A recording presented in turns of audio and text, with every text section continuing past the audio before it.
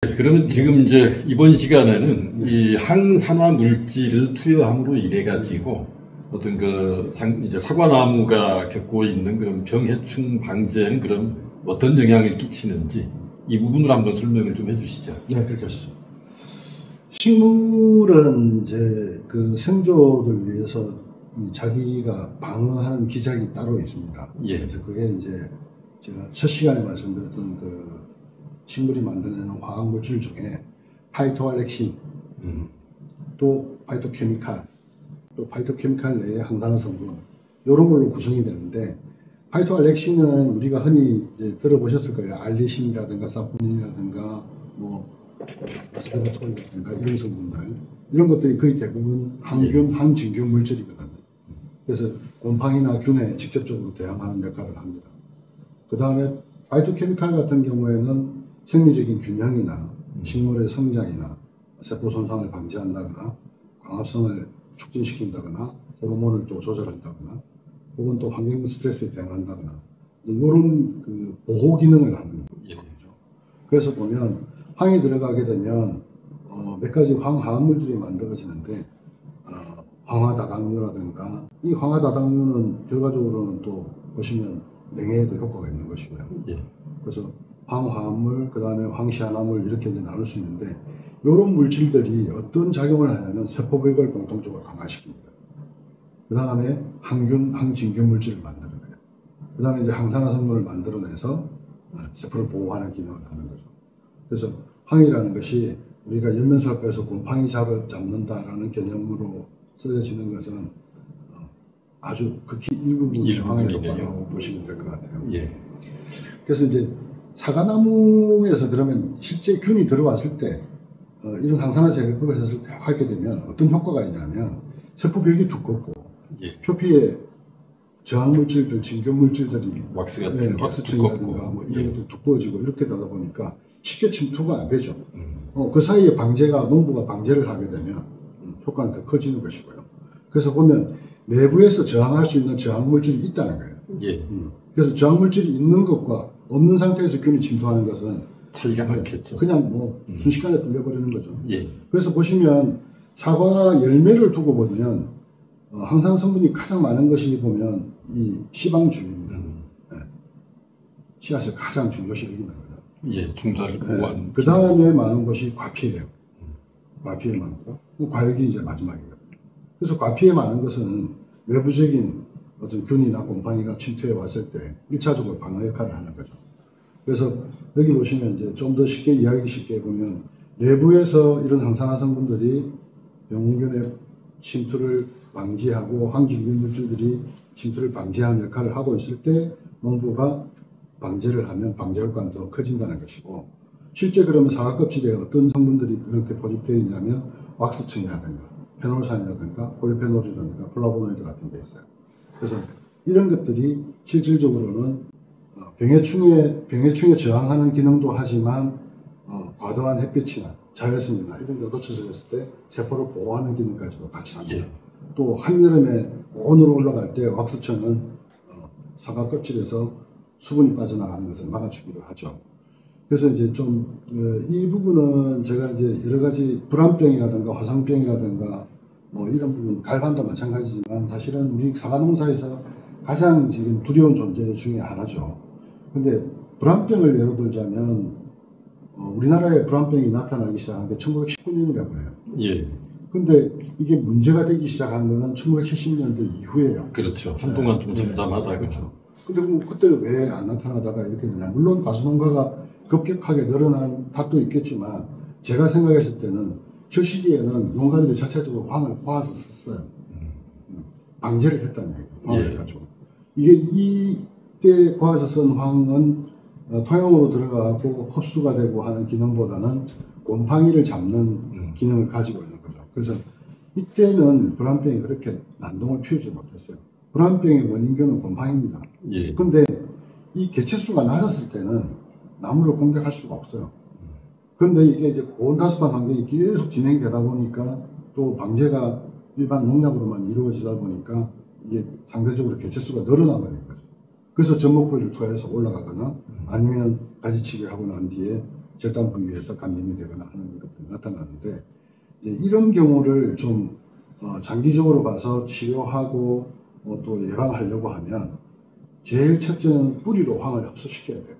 그래서 나무가 자체적으로 병 저항성을 가지게 되는 것이고, 그 다음에는 외부에서 마찬가지로 황을 가지고 주기적으로 방제를 해줄 필요가 있다. 그래서 특히 2, 3, 4월에 예. 불안병균을 곰팡이균을 잡는데 황을 좀 쓰시는 게 그때 개체수가 많이 늘어나거든요. 그리고 화상병이라든가 이런 부분들도 보면 대부분 일단은 면역 결핍이에요. 예. 그래서 항산화 재배법을 꾸준하게 시행하시면 화상병을 예방하는 데도 도움이 된다고 저는 분명히 자신을 합니다. 그래서 이렇게 이제 제일 중요한 것들은 보면 보죠. 지금까지 말씀드린 것들 대부분을 보시면 자체적인 저항성이나 자체적인 보호 능력이나 이런 것들을 갖췄을 때 외부 환경의 변화나 이런 데 잘 견디더라는 거죠. 지금 이제 그 기온 같은 걸 보면 우리나라가 뭐 거의 뭐 이제 고온답한 기온으로 돼버렸는데 이 부분하고 우리 그 항산화 솔루션하고는 어떤 관계가 있을까요? 예, 고온 현상이 딱 오게 되면 예. 호흡이 증가되고 정산작용이 증가가 됩니다. 그래서 입 주변으로 계속 수분을 내뿜으로 해서 주변의 온도를 낮추려고 하는데 이게 보통 30도를 넘어서기 시작하면 무용침물이에요. 과호흡을 하게 되고 과정산을 하게 되는 거죠. 예. 근데 이제 그럴 때 나무는 에너지를 가장 많이 필요로 합니다. 근데 이제 그때 광합성 작용이 30도 이상이 되면서 점점 줄어들어 버리니까 에너지를 충분히 활용할 방법이 없는 거죠. 그래서 이제 그런 쓰기는 많이 써야 그렇죠. 되는데 만들지는 그렇죠. 못하니까. 그럴 때 나무는 이제 활성산소가 증가가 되는 거죠. 예. 그러면서 세포가 망가지기 시작하고 또 이제 세포막의 유동성이 증가한다는 얘기는 세포막에서 수분이 빠져나가서 약해지는 거예요. 예. 네. 그랬을 때 막이 망가질 확률이 커지는 거고, 그리고 이제 단백질의 변형이라든가 기능이 저하가 되고 또 면역 반응도 저하가 됩니다. 이래서 이제 요때 이제 보시면 여기 이제 정산 작용을 표현한 건데 온도가 햇볕이 있을 때는 기공이 열려서 정산을 하고 또 햇볕이 없으면 기공을 닫아요. 그 다음에 또 온도가 올라가면 기공을 열고 일정 이상 더 올라가 버리면 기공을 닫아 버리거든요. 예. 그래서 이제 수분을 보호하게 되는데 이런 기공을 닫고 열고 하는 기능을 어떤 것들이 하냐면 아시부산이라는 호르몬이에요. 근데 이것도 아까 말씀드렸지만 황이 투입되고 황아미노산들이 작용을 해줘서 이 호르몬을 작용시키는 거거든요. 예. 만들어내고. 그래서 이런 정산작용이 온도가 30도 이상에서도 정상적이지는 않지만 일반적으로 약한 사과나무들보다는 더 할 수 있다는 거죠. 그러면 보호 성능이 굉장히 더 오래 가겠죠. 그 다음에 이제 이 고온 다습한 환경에서는 이제 물이 부족해지게 되고 그러다 보면 정산을 과도하게 하다 보면 세포 내에 있는 수분까지 다 빨아냅니다. 네. 그래서 이제 잎이 시들어버려요. 그런 시들어지겠네요. 네. 그렇게 되는 원인들이 보면 결과적으로는 이런 아시부산이나 이런 것들이 정확하게 작동이 안 되는 거죠. 그리고 이제 또 기공을 폐쇄해 줘야 되는데 그 기공을 폐쇄를 수분이 부족해서 이제 더 이상 못 빠져나가게 기공을 폐쇄해 버리면 그때부터는 이제 밑에서 빨아 올리지도 못하고 햇볕은 계속 쬐주니까 예. 자연적으로 정발이 되면서 수분 또 부족이 일어나는 거죠. 그 다음에 이제 또 이 일소 현상 같은 경우도 똑같은 현상이에요. 과피가 결과적으로는 수분이 빨려 나가다가 보호하는 항산화 성분이 줄어들면서 이제 일정 부분이 화상을 입는 거거든요. 예. 그래서 이런 현상도 항산화 기능이 좀 증가되어 있으면 충분히 이겨낼 수 있다. 그래서 고온 다습한 환경에서 그러면 또 우리가 사과나무 관리를 어떻게 했냐면 간단하게 한 3가지로 좀 축약을 하다 보면 고온 기준의 토양 관리를 좀 해야 돼요. 다음 주부터 우리가 열대야가 시작된다 아니면 다음부터 고온으로 폭염이 시작됩니다라고 하시면 그때도 마찬가지로 항산화 솔루션을 시행해 주시는 게 좋습니다. 그렇게 해서 토양 내에 염류도 해소하고 또 유해미생물의 성장도 좀 억제시키고 그리고 물 공급을 좀 충분히 해줘야 되겠죠. 근데 대낮에는 늘 곤란한 거고, 예. 아침 저녁으로 하셔야 될 거고, 연면살포를 통해서 좀 공급을 해줘야 돼요. 왜냐하면 토양에서 토양 지온까지 올라가 버리니까. 예. 그래서 이럴 때는 하실 때 좀 희석 배수를 늘려서 해주시는 게 좋아요. 왜냐하면 또 영양 밸런스가 안 맞게 되면 잎에서 오히려 더 거꾸로 수분을 빨아내는 꼴이 되버리니까 너무 진하게 욕심내서 하지 마시고 좀 희석을 배수를 늘려서 해주시는 게 좋다. 그래서 이런 저온이나 고온에 따른 이제 세포를 보호하는 형식이 항산화 재배법에서는 한 4가지로 구분이 됩니다. 여기 보시면 이제 세포를 좀 더 촘촘하고 작고 조밀하게 만들어주죠. 예. 이렇게 되면 외부 환경에도 좀 저항하는 능력이 커지는 거죠. 그 다음에 이제 세포벽은 두껍게 유지해주고, 그 다음에 수용 농도는 올려주고, 그리고 이제 항산화 보호 성분을 꾸준히 만들어서 축적이 돼 있다가 그런 고온기에 이것을 서서히 이제 소모하면서 세포를 보호해가는 이런 형태로 유지가 되는 거죠. 그래서 가피의 화상을 입어서 이제 일소에 이르는 경로를 제가 좀 간단하게 표현을 해봤는데, 보시면 사과 표피에 있는 왁스층이라든가 비타민 C 혹은 폴리페놀이라든가 플라보노이드라든가 이런 성분들이 대부분 보면 플라보노이드 같은 경우에는 이 자외선에 직접적으로 방어하는 역할을 합니다. 예. 그리고 이제 이것이 결과적으로는 색을 나타내는 거죠. 그래서 이제 이것들이 축약이 되어 있으면 충분히 그것들이 색도 잘 낼 수 있다. 그리고 화상병도 이런 그 일소 현상도 예방할 수 있다. 그리고 이제 비타민 C 같은 경우에는 피해를 입더라도 그것을 복원시켜주는 역할을 해요. 더 이상 피해가 방지되지 늘어나지 않도록. 그리고 이제 우리가 농가들이 제일 걱정하는 당도, 경도, 색도. 이거는 제가 항산화 재배법에서 항산화 성분을 증가하는 것을 제가 아까 표로 보여드렸잖아요. 이게 색과 맛과 향이 증가가 되는 거죠. 그걸 이제 뭐 굳이 설명은 안 해도 성분 분석회가 얘기를 해주는 거니까. 예. 그 색은 다만 이제 고온 환경에서 습한 데다가 열대야일수도 지금 좀 늘어나거든요. 그러다 보니까 색은 드는 시간이 조금 걸릴 수는 있어요. 그러나 일반 재배법보다는 맑고 깨끗하게 난다. 그 외의 거는 이제 제가 이렇게 설명드리면 또 저게 근거가 있는 얘기인가 오해하시는 분들이 있어서 논문에서 몇 가지를 찾아봤어요. 보니까 이 황을 농사에 적용을 했을 때 여러 가지 정산 효과가 있었다는 논문이고 품질이 좋아졌다는 논문입니다. 그런데 여기에서 제가 가장 중요하게 여기는 부분이 이 부분이에요. 특히 유묘기에 유황의 공급이 중요하다라고 나와 있어요. 이 논문상에 나오는 얘기니까. 그래서 내가 늘 드리는 말씀이 작기 초기에 사과는 뭐 유묘기도 중요하지만 작기 초기가 제일 중요하다. 작기로 따지면 또 처음부터. 그렇죠. 그리고 여기 보시면 일반 작물에서도 했더니 당이나 비타민 C의 함량이 늘어났다라는 자료도 있고요. 그 다음에 또 이런 거 같은 경우는 보면 일정량을 썼을 때, 적정량을 썼을 때 훨씬 더 효율적이었다라는. 예. 그러면 이제 그 우리 사과에 그 항산화 농법을 이제 적용을 하려면 제가 알기로 바오밥 5,000, 그다음에 6,000, 1,004 이렇게 3가지 이제 물질로 하는데 이제 그쪽을 한번 구체적으로 한번 설명을 해주시죠. 저희 제품은 이제 바오밥 6000에서 유기 인증 제품이고요. 1리터 한 병으로 400평 반주가 가능하고요. 저희는 황을 2가지로 구분해 놓습니다. 바오밥 6000은 관주용 전용이고, 바오밥 7500은 연면살포 전용이고, 이렇게 해서 바오밥 6000은 1리터 포장, 2리터 포장까지 있고요. 그 다음에 이제 유기산 같은 경우에는 이건 미량 요소로 등록이 되어 있고요. 바오밥 1,004가 유기산이죠. 바오밥 1,004가 유기산 제품, 복합 유기산이고, 이게 1리터 한 병으로 똑같이 400평에 관주 처리하고요.